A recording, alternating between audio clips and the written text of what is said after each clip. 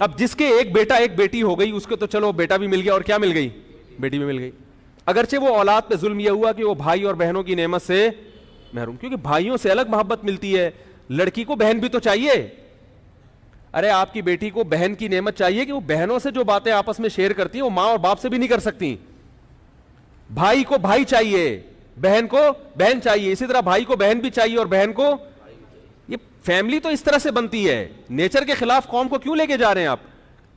تو پہلا سوال یہ ہے میرا جناب جسٹس صاحب سے کہ آپ نے جو قوم کو کہا 2 بچے ہونے چاہیے, تو جن کے ایک لڑکا ایک لڑکی ہو گئی, ظلم تو ان پہ بھی ہوا کہ لڑکے کو بھائی نہیں ملے اور لڑکی کو بہن نہیں ملا, ظلم تو ان پہ بھی ہوا, چلو ہم نے مان لیا. لیکن باپ اور ان کی چلو پھر بھی ایک بیٹا ایک بیٹی مل گئے ماں باپ, جن کے 2 بیٹیاں ملی وہ بیٹے سے کیا ہو گئے, محروم. ان کا بڑھاپا کیسے ہوگا؟ ان کو گورنمنٹ کھلائے گی کیا؟ اب گورنمنٹ پہ اتنا بوجھ ڈال رہے ہو, مقصد گورنمنٹ پہ بوجھ کو کم کرنا ہے بھائی ٹھیک ہے, لیکن اس سے گورنمنٹ کا بوجھ کم ہوگا یا بڑھے گا؟ بڑھے گا. بڑھاپے میں پینشنیں اتنی دینی پڑیں گی بڈھوں کو, کیونکہ ان کے پاس جوان کمانے والا گھر میں کوئی بھی, تو ہر ایک کی پینشن جاری کرنی پڑے گی آپ کو. ابھی تو مخصوص قسم کے لوگوں کی پھر رکشے والے کو بھی پینشن دینی پڑے گی, جمعدار کو بھی پینشن دینی پڑے گی, ٹیکسیاں چلا رہے ان کو بھی پینشن دینی پڑے گی, کیونکہ گھر میں بیٹا کمانے کے لیے نہیں ہے. اس کا جواب چیف جسٹس کے پاس بولو بھائی نہیں ہے. اگر ہے تو مجھے بتائیں وہ. دوسری بات یہ کہ جن کے بیٹی پیدا ہو گئی بیٹا نہیں ہے, اب ایک ہی حل ہے بیٹے کے لیے کہ وہ الٹرا ساؤنڈ کریں ایک بیٹی کے بعد, اگر بیٹی نکلی دوسری تو اس کو قتل کر دیں ماں کے پیٹ میں, جیسے کہ انڈیا اور چائنا میں ہندو لوگ کرتے ہیں, انڈیا میں, اور چائنا میں چائنیز کرتے ہیں.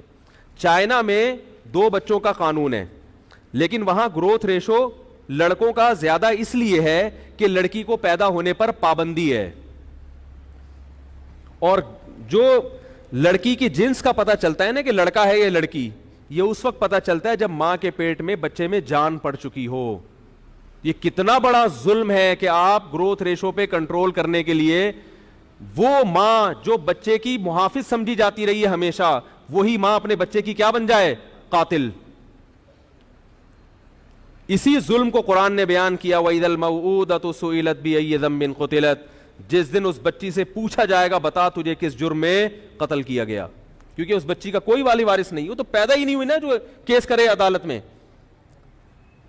تو آپ یہ ظلم پہ لوگوں کو لے کر آ رہے ہو, کیونکہ یہ ایسا ہوگا, کوئی بھی اس پہ راضی نہیں ہوگا کہ میری صرف بیٹیاں ہوں, ہر آدمی کو بیٹا چاہیے. ممکن ہے اس پہ تو کچھ لوگ راضی ہو جائیں کہ ہمیں 2 بیٹے مل گئے بیٹی نہیں چاہیے, لیکن اس پہ لوگ راضی نہیں ہوں گے کہ ہمیں بیٹا نہ ملے.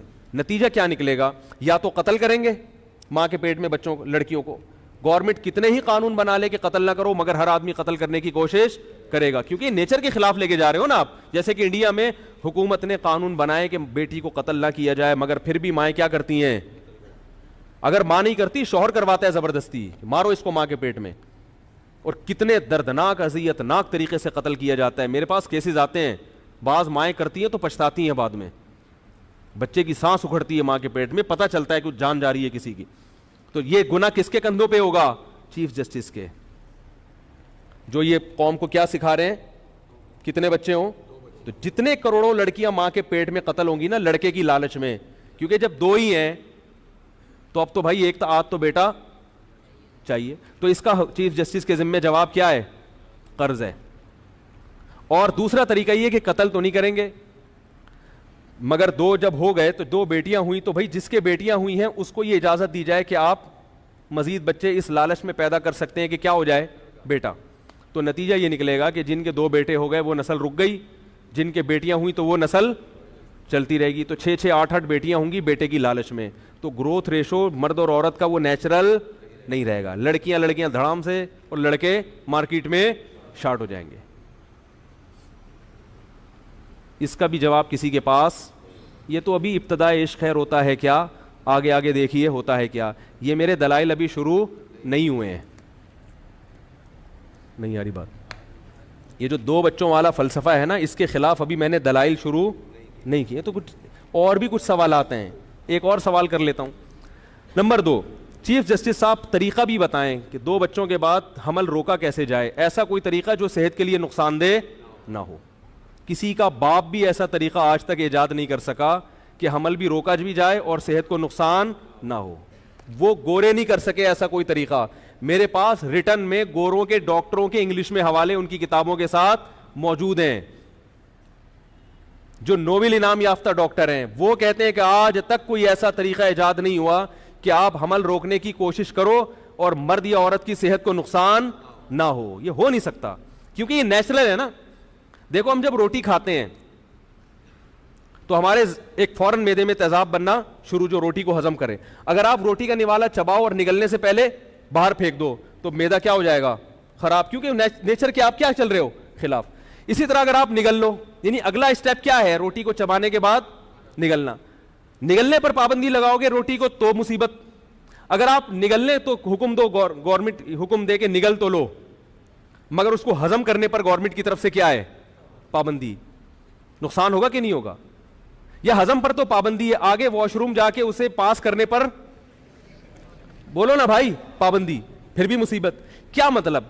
جو کام نیچرل ہوتا ہے نا, پھر آگے اس کے جو جو نتیجے نیچرل نکلتے ہیں, کہیں بھی آپ بریک لگاؤ گے تو ڈسٹرب کون ہوگا؟ انسان کی باڈی. یہ جو اللہ نے میاں بیوی کا تعلق رکھا ہے نا جنسی, یہ تب تعلق ہوتا ہے تو یہ نیچر ہے کہ اس کے نتیجے میں حمل ٹھہرتا ہے. پھر جب حمل ٹھہرتا ہے تو یہ نیچرل ہے کہ وہ بچہ دنیا میں آئے گا. جب بچہ دنیا میں آئے گا تو نیچرل ہے کہ ماں کی چھاتیوں میں دودھ پیدا ہوگا. کسی بھی اسٹیپ پہ آپ بریک لگاؤ گے تو بیڑا غرق ہوگا عورت کا. لیکن ہمارے ہاں فیملی پلاننگ والے عورت کی صحت کے نام پہ اس کو بیوقوف بنا رہے ہیں. عجیب بات ہے. کہہ رہے ہیں اس سے صحت خراب ہوگی.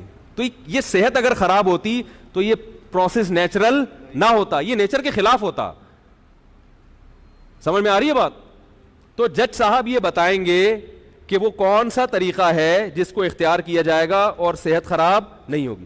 میری نظر میں صرف ایک ہی طریقہ ہے, وہ یہ کہ میاں بیوی ایک دوسرے کے قریب آنا چھوڑ دیں. اس کے علاوہ کوئی بھی طریقہ نہیں ہے. تو پھر آلٹرنیٹ راستہ جج صاحب کے ذمے ہے کہ جب مرد اپنی خواہش پوری نہیں کرے گا تو وہ کہاں جائے گا؟ پھر وہ کیسے اپنی خواہش پوری کرے گا؟ یہ سوال کس کے ذمے ہے؟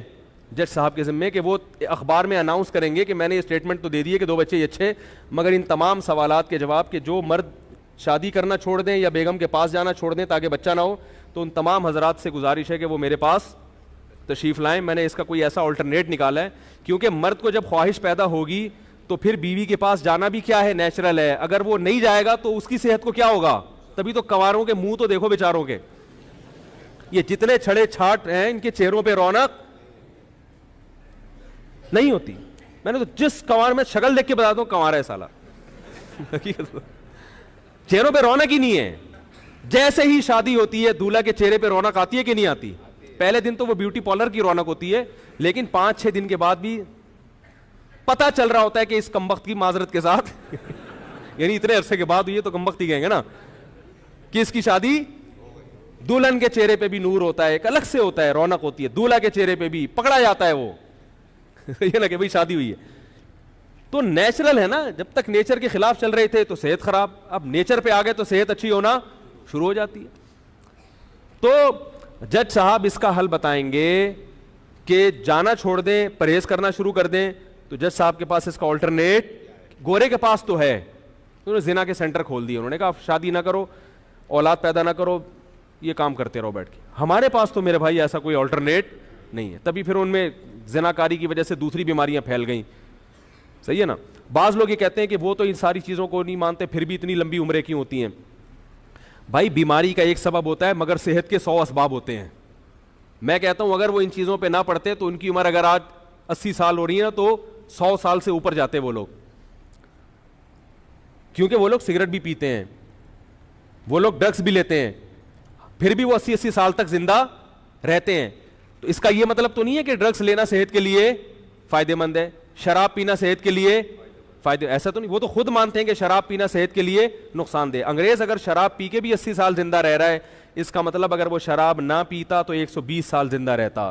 شراب بہرحال نقصان دہ ہے. تو ان کی عورتیں پھر بھی اتنا جو عمریں لمبی ہو جاتی ہیں ان سب کاموں کے باوجود, تو اس کا مطلب یہ نہیں ہے کہ یہ چیزیں صحت کے لیے نقصان دہ نہیں ہیں. اس کا مطلب یہ ہے کہ اگر وہ یہ چیزیں نہ کرتے تو ان کی صحتیں اور زیادہ اچھی ہوتی.